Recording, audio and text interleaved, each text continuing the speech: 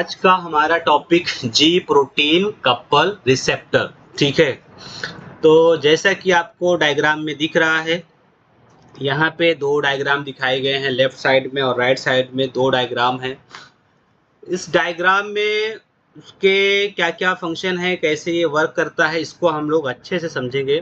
The diagram represent the structure and function of ji protein couple receptor, जिसको short में GPCR के नाम से जानते हैं। ये क्या होता है, देखो, एक key component in cellular signal transduction. Cell, जैसे ये मान लीजिए कि हमारा एक सेल है। अब इस सेल के अंदर हमें कोई फंक्शन स्टार्ट करवाना है, बट वो क्या है, फंक्शन स्टार्ट तो होगा, बट यहाँ पे क्या होता है, एक नॉर्मल हम लोग ये देखे थे यहाँ पे पिछले लेक्चर में कि यहाँ पे एक रिसेप्टर होता है। बट यहाँ का रिसेप्टर, आज का रिसेप्टर थोड़ा अलग तरीके का, ये और डीप में आया है, फिर ऊपर गया है, फिर डीप में आया है, फिर ऊपर गया है, फिर डीप में आया है, ऐसे ये चलता गया। ठीक है, ये 7 हेलिक्स बनाता है, 1 2 3 4 5 6 7। अब खुद यहाँ पे जो लीगेंड था यहाँ पे मैंने बताया था, या न्यूरोट्रांसमीटर था, वो सेल के अंदर एंटर नहीं कर पाता है।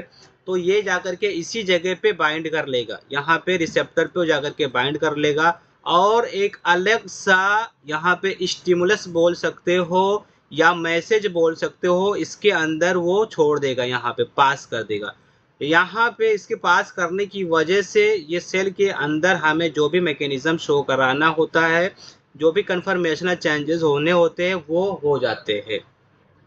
तो ये भी मैकेनिज्म वैसे ही है। अब यहाँ पे अल्फा बीटा गामा तीन यहाँ पे क्या होते हैं, तीन पार्ट कंपोनेंट होते हैं, अल्फा बीटा और गामा। ठीक है, ये होता है। तो इसको also known as hepta helical receptor के नाम से जानते हैं। हेप्टा बोले तो 7, ठीक है ना। केमिस्ट्री में हेक्सा, जैसे मोनो डाई ट्राई टेट्रा पेंटा हेक्सा हेप्टा, तो हेप्टा मीन्स हो गया 7। 7 हेलिकल रिसेप्टर के नाम से जी प्रोटीन कपल रिसेप्टर को जानते हैं। इसको 7 ट्रांस मेम्ब्रेन रिसेप्टर कहते हैं।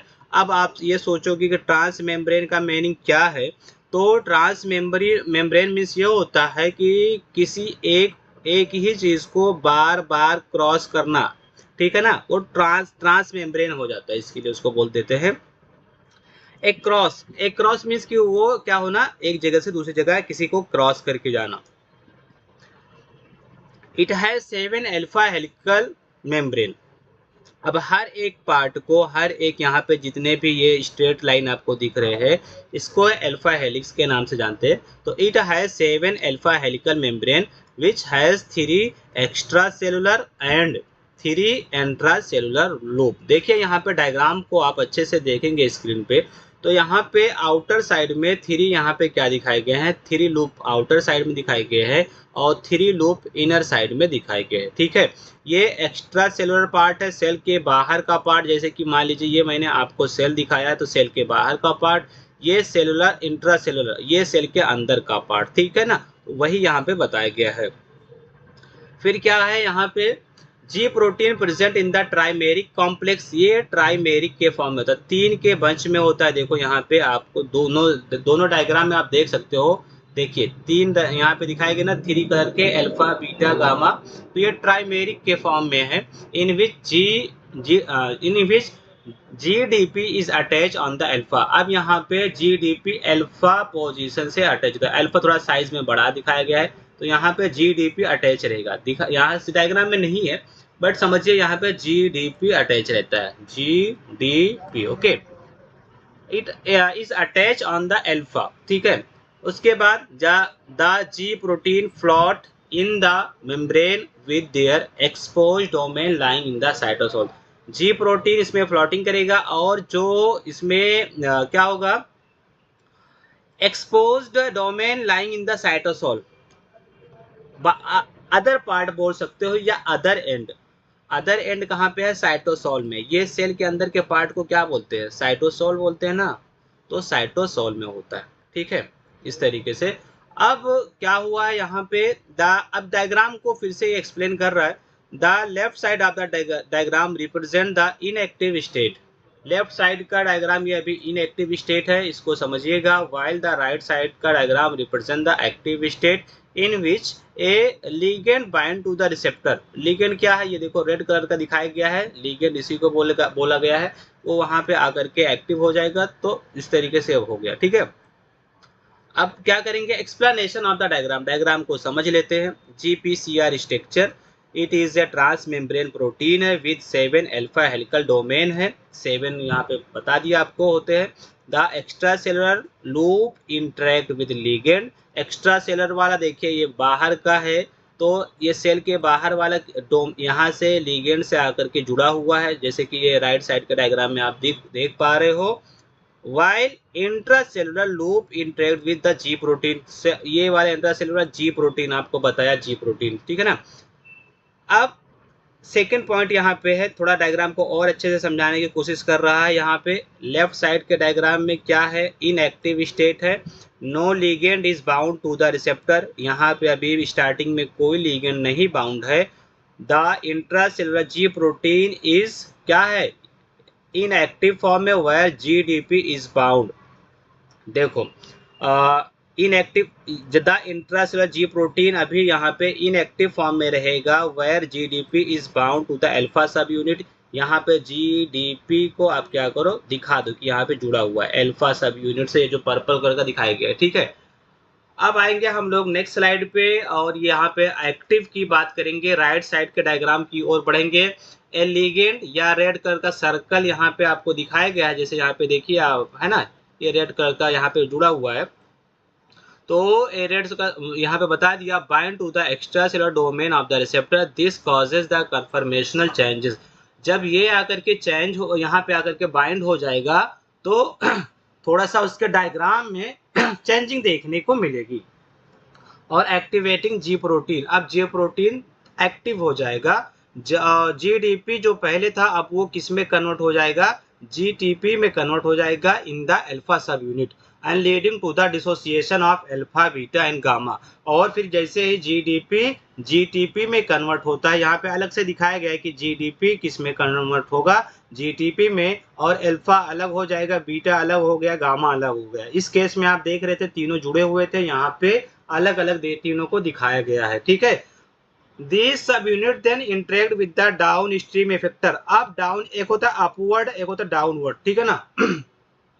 तो ये जो अब डाउन स्ट्रीम मतलब इसके बाद, अब जैसे तीनों अल्फा बीटा गामा अलग हो गए ना, अल्फा बीटा गामा तीनों अलग हो गए, तो अब इसके बाद जो भी फंक्शन शो करने होंगे उसके बाद, डाउन मीन्स क्या होता है, किसी चीज का डाउन हो जाना, कम हो जाना, मतलब उसके बाद आ जाना, है ना, जो पहले था उसके बाद हो जाना।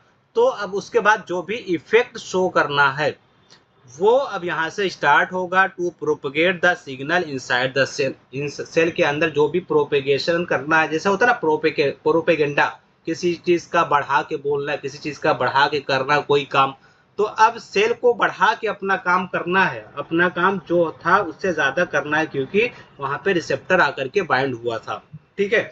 जैसे कि आप बहुत पढ़ते हो और पढ़ के आए हो, डी फार्मा फर्स्ट ईयर में आप पढ़ के आए हो, केमिस्ट्री में पढ़ के आए हो, ये चैप्टर आपको वहाँ पे एड्रीनर्जिक चैप्टर था, एड्रीनर्जिक कोलिनर्जिक, तो जिसको सिंपैथोमिमेटिक ड्रग कहते थे, चैप्टर नंबर 6 था यहाँ पे डी फार्मा फर्स्ट ईयर में। तो वो फाइट और फ्लाइट के केस में वो रिस्पॉन्स करता है। फाइट और फ्लाइट बोले तो इमरजेंसी का केस, जब मुझे अचानक से दौड़ना होता है, जब मुझे अचानक से भागना होता है, तो उस टाइम पे वो काम करता है हमारा सिंपैथेटिक नर्वस सिस्टम, या इसी को बोलते हैं एड्रीनर्जिक नर्वस सिस्टम, ठीक है।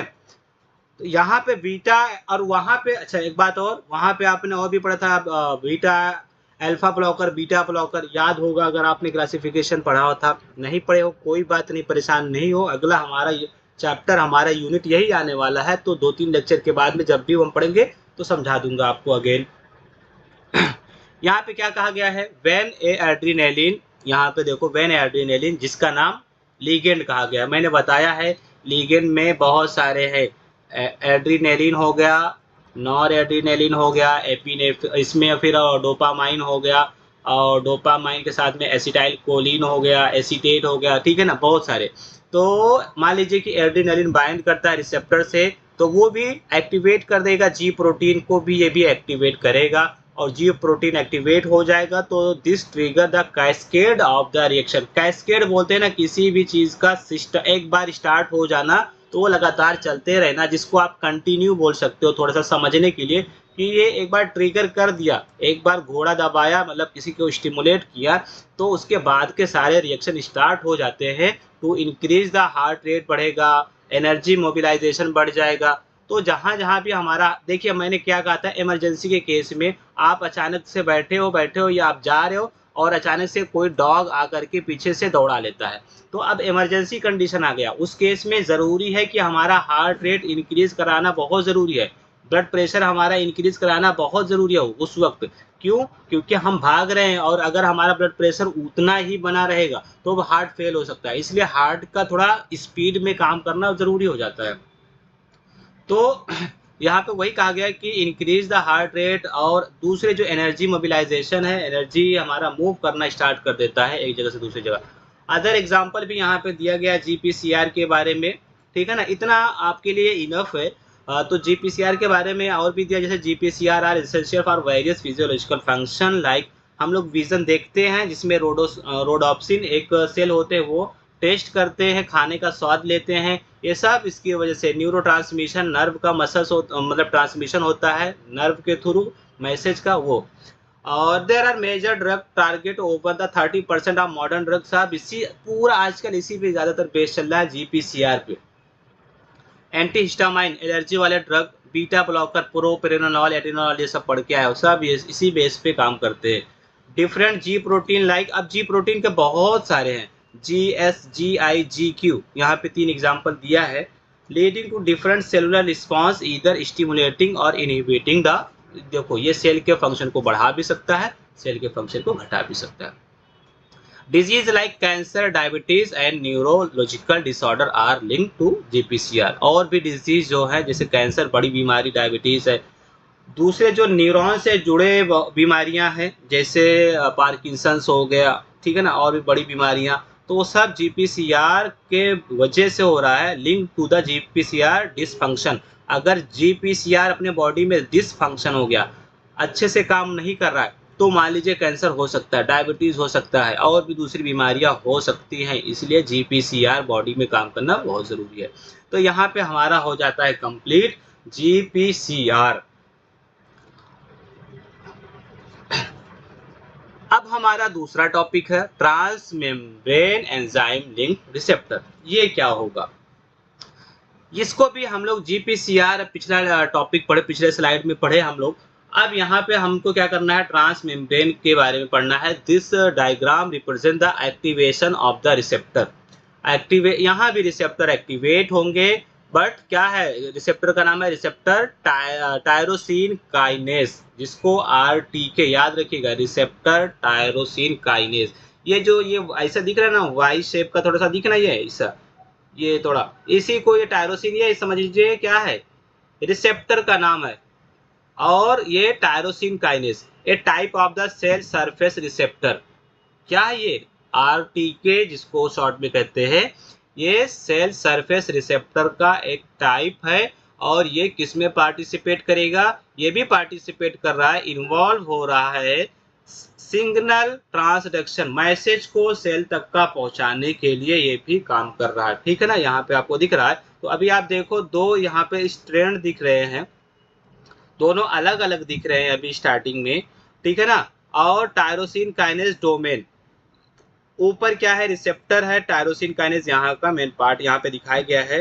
तो कुछ सेल के बाहर दिखाया गया है, थोड़ा सा पार्ट सेल के बाहर है और फिर सेल के अंदर है, ठीक है ना, सेल के बाहर सेल के अंदर, ऐसा ये दिखाया गया है। समझ, इसको समझिएगा ऐसे, ये सेल है, सेल मेम्ब्रेन है, सेल मेम्ब्रेन के बाहर सेल सरफेस पे थोड़ा सा इसका पार्ट है, बाकी पार्ट इसका अंदर है, ठीक है ना, इस तरीके से।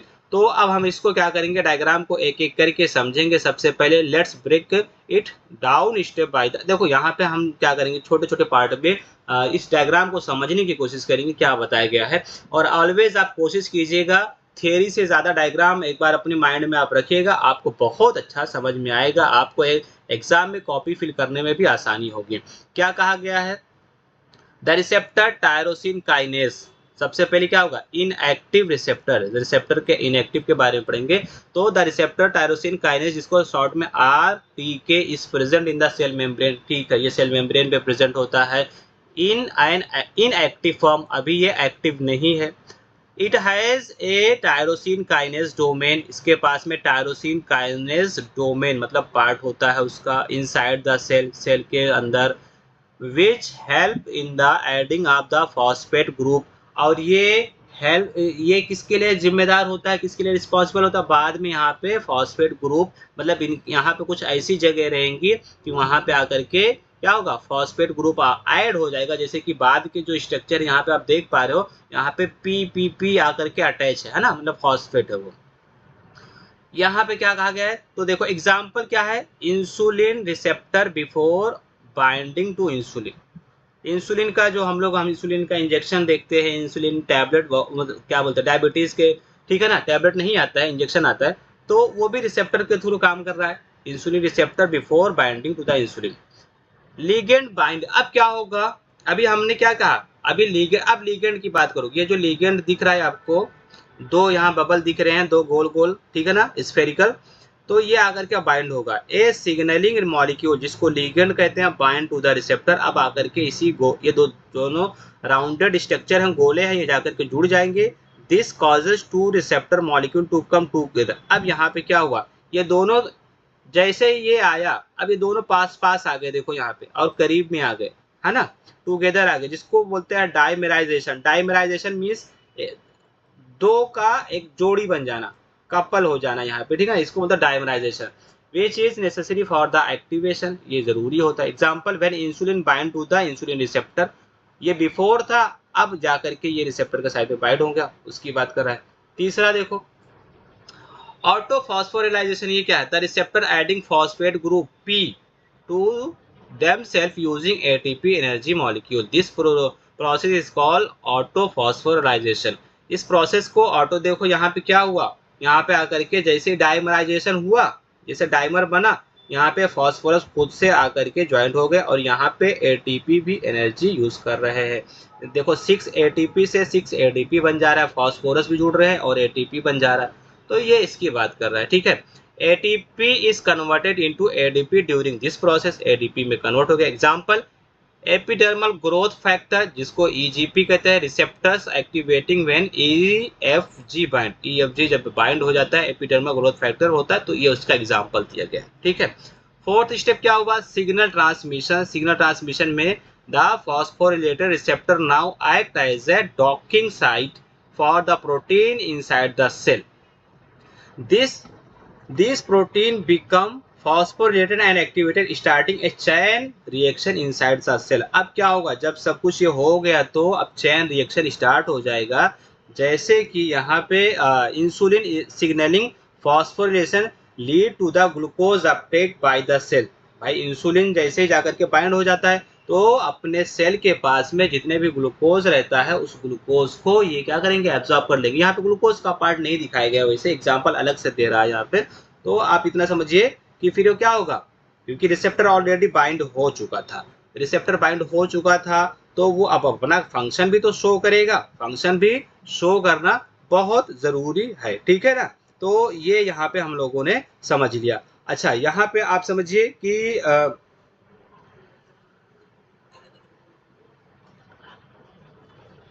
हाँ, स्टेप हमको क्या करना है, पांचवा स्टेप समझना है। यहाँ पे फोर्थ तक का हमारा हो गया है।